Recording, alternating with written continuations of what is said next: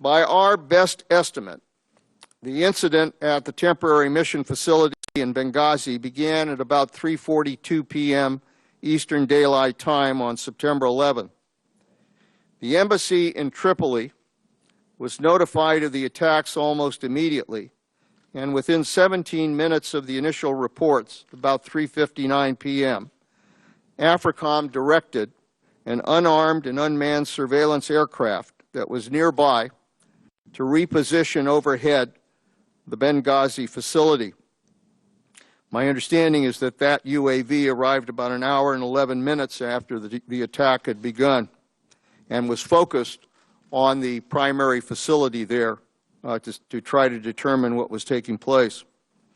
Soon after the initial reports about the attack in Benghazi were received, General Dempsey and I met with President Obama, and he ordered all available DoD assets to respond to the attack in Libya and to protect U.S. personnel and interests in the region.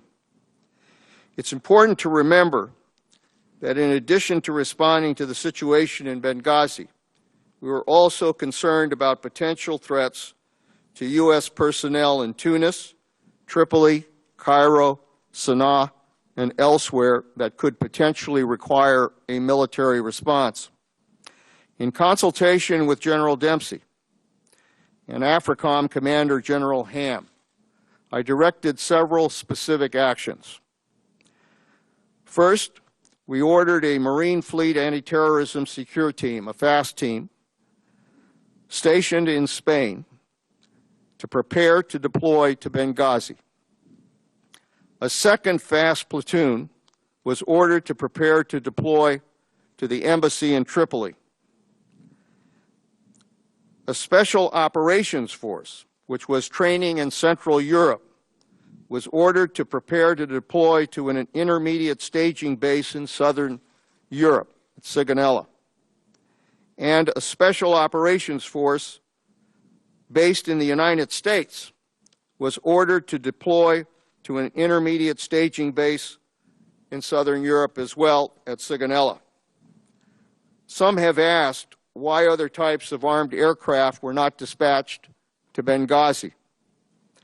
The reason simply is because armed UAVs, AC-130 gunships, or fixed-wing fighters, with the associated tanking, you've got to provide air refueling abilities, armaments, you've got to arm all the weapons before you put them on the planes, targeting and support facilities, were not in the vicinity of Libya.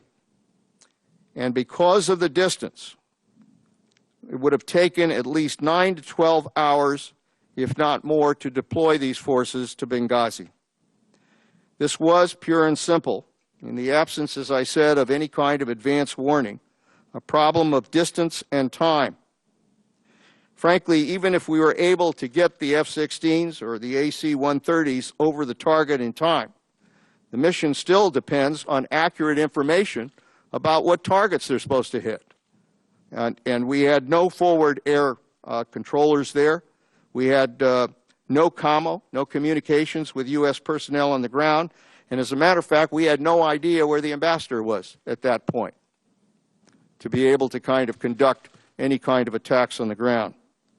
The quickest response option available was a Tripoli-based security team that was located at the embassy in Tripoli. And to their credit, within hours, this six-man team, including 2 U.S. military personnel, chartered a private airplane deployed to Benghazi. Within 15 minutes of arriving at the annex facility, they came under attack by mortar and rocket-propelled grenades.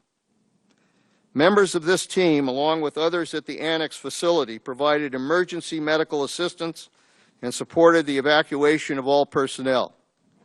Only 12 hours after the attacks had begun, all remaining U.S. government personnel had been safely evacuated from Benghazi.